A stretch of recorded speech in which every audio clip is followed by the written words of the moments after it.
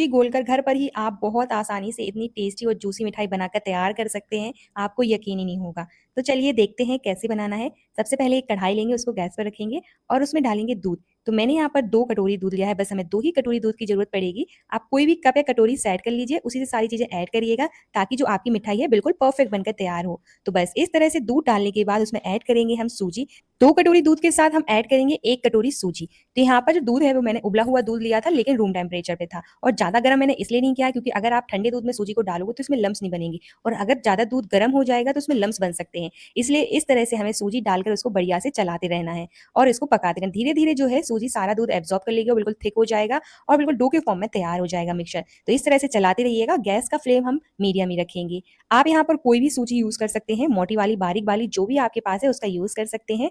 बस यहाँ पर एक बात का आपको ध्यान रखना है कि जितनी आप सूजी ले रहे हैं उसका डबल ही हमें दूध लेना है। तो बस इस तरह से आप चलाते रहिएगा। धीरे-धीरे आप देख सकते हैं कि मिक्सचर जो है कुछ इस तरह से थिक होता जा रहा है, बिल्कुल डो के फॉर्म में तैयार हो जाएगा। अगर आपने एक बार ये जूसी मिठाई बना ली ना, तो यकीन करिए आप हर बार इसको बनाना चाहोगे। बहुत ही ज़्यादा टेस्टी लगती है और आप इसको कभी भी बनाकर तैयार कर सकते हैं। घर में पड़े बेसिक से सामान से ये बनकर तैयार हो जाती है। आपको ना ही इसके लिए कुछ भी बाज़ार से लाने की ज़रूरत पड़ेगी। अगर आपके पास सूजी है, तो इसको आप कभी भी बना डालिए। तो देखिए यहाँ पर आप देख सकते हैं कि सूजी ने सारा दूध एब्ज़ॉर्ब कर लिया है और अच्छे से फूल कर कुछ इस तरह से डो के फॉर्म में तैयार हो गया है। तो बस इसी स्टेज तक हमें इसको पकाना है। अब हम करेंगे इसको ट्रांसफर किसी भी थाली में, इस तरह से फैलाकर उसको छोड़ देंगे ठंडा होने के लिए। तो आप कोई भी बर्तन में इसको इस तरह से फैला दीजिए ताकि ये अच्छे से ठंडा हो जाए। तो इसको आप रूम टेम्परेचर पे ही छोड़ दिए, 5 मिनट में ही जो मिक्सचर है ठंडा हो जाएगा। जैसे ही ठंडा हो जाए तो इसमें एक और चीज़ ऐड करेंगे, वो है घी। तो यहाँ पर हमें ज़्यादा घी नहीं डालना है, सिर्फ 1 ही चम्मच हम इसमें घी डालेंगे। आप चाहें तो घी की जगह ऑयल का भी यूज़ कर सकते हैं। इस तरह से घी डालने के बाद हमें अच्छे से उसको हाथों की मदद से मसल लेना है ताकि जो मिक्सचर है वो हाथों में ना चिपके और अच्छे से चिकना हो जाए और बढ़िया से मसल कर उसको चिकना कर लेंगे और डो के फॉर्म में तैयार कर लेंगे। देखिए अगर इस तरह से अगर लम्स भी होंगे ना आपके मिक्सचर में तो वो भी नहीं रहेंगे। तो इस तरह से ज़रूर से हाथ की मदद से उसको मसल लीजिएगा। बहुत आसान सी रेसिपी है, एक बार ज़रूर बनाकर ट्राई करिएगा और मुझे कमेंट सेक्शन में ज़रूर बताइएगा कि आपको ये रेसिपी कैसी लगी। और हाँ, अगर आप मेरे चैनल पर नए हैं तो चैनल को सब्सक्राइब और वीडियो को लाइक करना ना भूलें और ज़्यादा से ज़्यादा शेयर करें। और मुझे कमेंट सेक्शन में बताना कि आप ये वीडियो कहाँ से देख रहे हैं ताकि मैं आपका थैंक्स कर सकूँ। तो देखिए इस तरह से हमें चिकना कर लेना है बढ़िया से उसको। अब लेंगे हम थोड़ा-सा पोर्शन और इसको शेप देंगे। तो मैंने यहाँ पे बिल्कुल इस तरह से छोटी-छोटी बॉल्स की तरह इसको बनाकर तैयार किया है। इस तरह से देखने में भी अच्छी लगती है और खाने में भी मज़ा आता है। आप चाहें तो बड़ी साइज़ में भी इसको बनाकर तैयार कर सकते हैं और इसको किसी भी शेप में बनाकर तैयार कर सकते हैं। ज़रूरी नहीं है कि जैसे मैंने बॉल्स की तरह बनाकर तैयार किया है, आप भी इसी तरह से बनाकर तैयार करें। तो एक-एक करके हमें सबसे पहले इस तरह से छोटी-छोटी बॉल्स बनाकर तैयार कर लेनी है। तो देखिए कितनी क्यूट लग रही है हमारी बॉल्स और ये खाने में भी बहुत टेस्टी लगते हैं, बहुत मज़ा आता है इनको खाने में। तो एक बार इस तरह से ज़रूर बनाइएगा।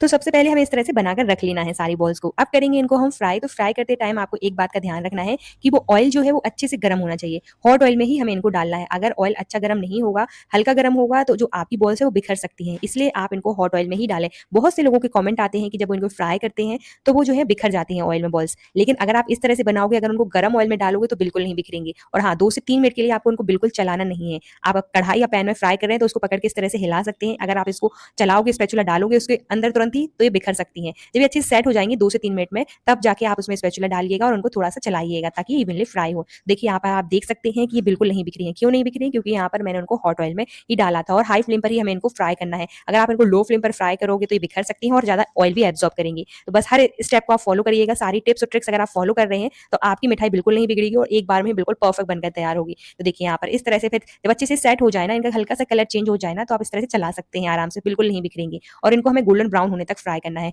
जैसे ही इनका कलर कुछ इस तरह से हो जाए, हल्का सा डार्क करिएगा ताकि ये दिखने में बहुत ही ज़्यादा सुंदर और टेस्टी लगे खाने में। तो बस इस तरह से हमें बढ़िया से उनको निकाल लेना है। देखिए कितनी अच्छे से फ्राई हो चुकी हैं।